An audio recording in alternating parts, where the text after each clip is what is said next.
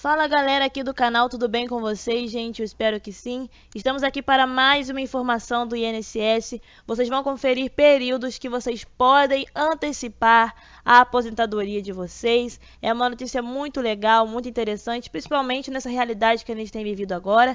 Então compartilhem esse vídeo nas suas redes sociais, deixem o like e se você é novo aqui no canal, seja muito bem-vindo. Faça parte inscrevendo-se, ativando o sininho para você ficar por dentro de outras notícias e de novas informações. Gente, após a publicação da Emenda Constitucional 103, em novembro de 2019, que instituiu a reforma da Previdência, quanto mais tempo de contribuição o segurado conseguir comprovar no INSS, mais perto fica da aposentadoria. Segundo especialistas, comprovar o maior número possível de pagamentos à Previdência sempre foi vantajoso, mas, infelizmente, se tornou imprescindível depois da reforma. Por isso, a dica é incluir no INSS todas as contribuições feitas sem deixar nenhum mês para trás. Então, você procura tudinho para que você consiga adiantar ainda mais a sua aposentadoria. Mas a gente não fica só por aqui, não. A regra vale para quem tem carteira assinada e para os autônomos, donas de casa e desempregados que pagam como segurado facultativo também devem ficar atentos. Para saber quanto tempo de contribuição vocês têm, o que vocês vão fazer? Vocês vão acessar o Cadastro Nacional de Informações Sociais de vocês, o CNIS, onde devem constar todos os salários e os pagamentos feitos ao Instituto. O problema aqui é que o CNIS de vocês geralmente tem falhas, principalmente para ter pagamentos antes de 1982, por exemplo, ano em que o cadastro passou a valer. Então, segundo a advogada Gisele, é possível provar esses períodos antigos, desde que você segurado tenha ao menos uma prova material, que seria algum documento da época. Isso vai ajudar bastante, então procura aí.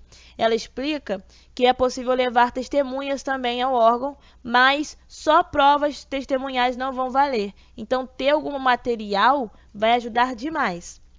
E a advogada Adriane Bramante, ela afirma que cada vez mais se faz necessário ter um planejamento previdenciário para a aposentadoria. Inclusive, aqui no canal, a gente tem playlist do INSS, que a gente desenvolve sobre isso bastante. Tem vídeos antigos também que falam sobre isso, mas a gente está sempre atualizando, tá? Então, ela também apontou sobre o planejamento previdenciário para aposentadoria. Cada vez mais se faz necessário, principalmente se a pessoa for pagar contribuições em atraso como autônoma. E aí, de acordo com ela, um comunicado recente do INSS limita a inclusão dessas contribuições se o acerto de contas for feito após julho de 2020, mesmo que seja de períodos passados. É uma discussão que vai ser travada na Justiça. Inclusive, ela coloca esse ponto. E uma das formas de se preparar para a aposentadoria, gente, é ver quanto tempo de contribuição é preciso incluir para atingir as condições mínimas. É também verificar quando poderá se aposentar em uma das regras da Previdência por meio lá do simulador do portal Meu INSS. Mas também, segundo a Adriane, se houver buracos no NIS de vocês, o simulador não vai trazer informações tão precisas, vai ser realmente só uma basezinha, mas é muito bom se tiver tudo certinho no cadastro de vocês. Então, o que fazer para conseguir se aposentar?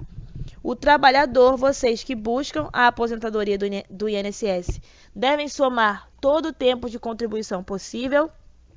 Quanto mais pagamentos ao Instituto conseguir comprovar, mais rápido dá para ter o benefício. Primeira questão aqui é a inclusão de períodos de contribuição do NIS, inclusive os anteriores a 1982.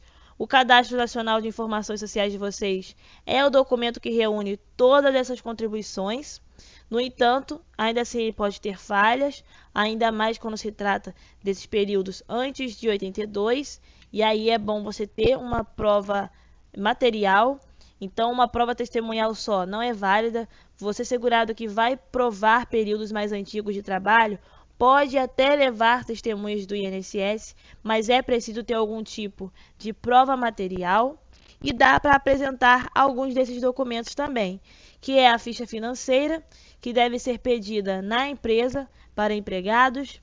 Trabalhadores individuais devem levar os carnês ao INSS.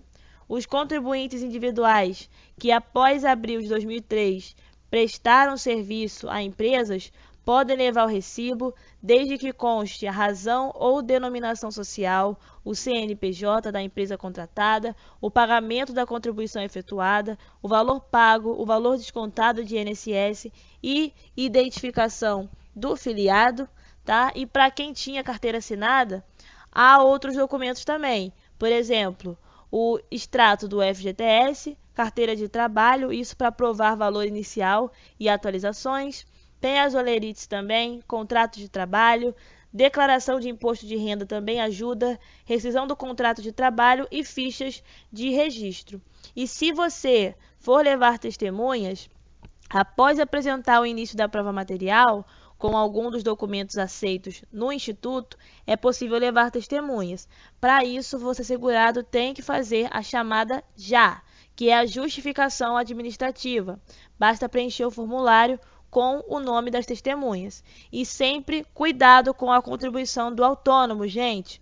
Um comunicado recente do INSS informa que as contribuições antigas pagas em atraso não podem entrar na regra do pedágio de 50% se o acerto de contas for a partir de julho de 2020. Nessa regra de transição, o trabalhador que na data de publicação da emenda 103 estava há 2 anos de completar os requisitos para aposentadoria por tempo de contribuição, consegue benefício se trabalhar mais 50% do tempo que faltava. Segunda questão é de olho nos depósitos do empregador atual e dos anteriores. Sim, o trabalhador deve acompanhar se o patrão está de fato fazendo as contribuições ao INSS de forma correta.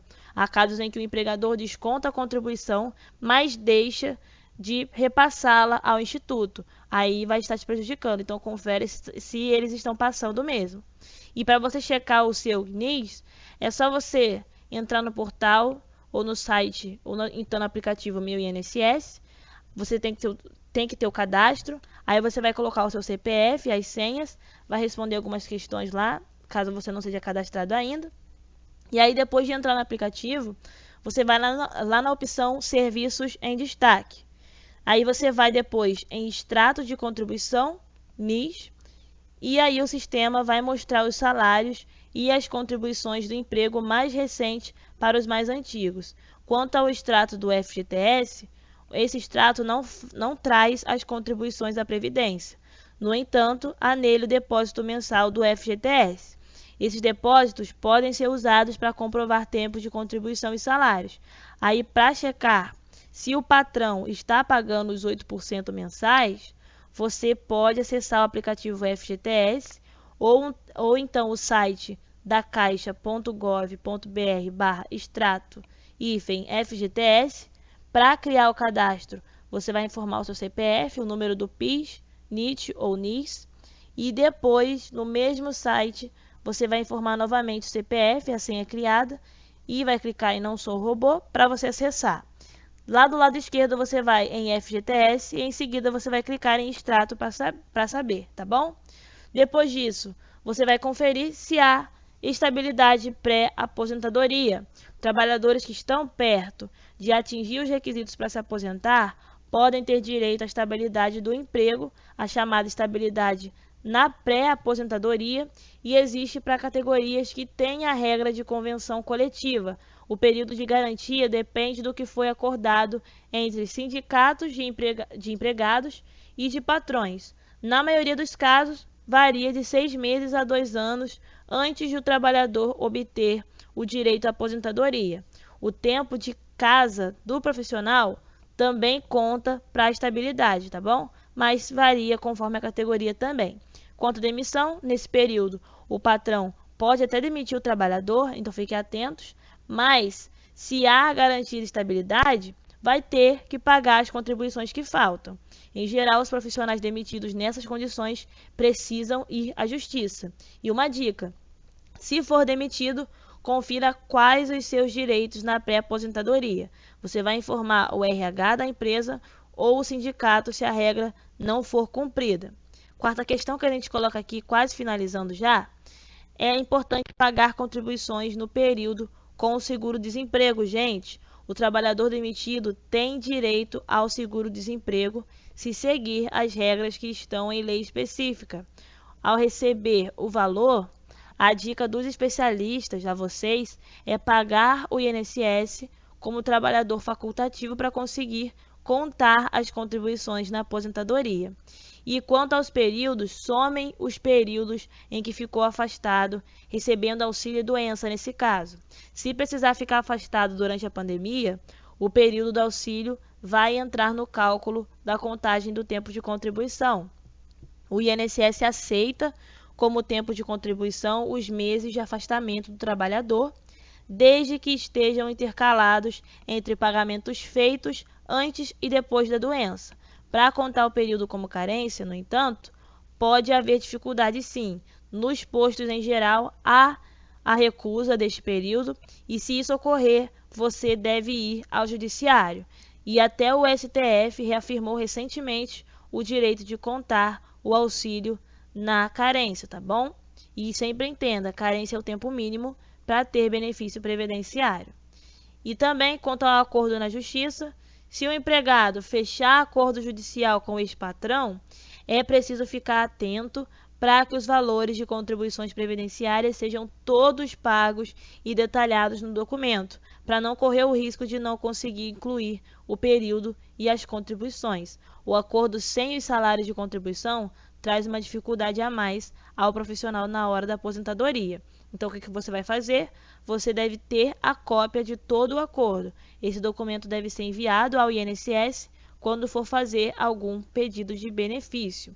Quanto à ação trabalhista, quem ganhou um processo trabalhista não pediu a inclusão dessas verbas e do período para que entre no cálculo também, fica ligado, é preciso ter cópia de todo o processo e enviá-los ao INSS.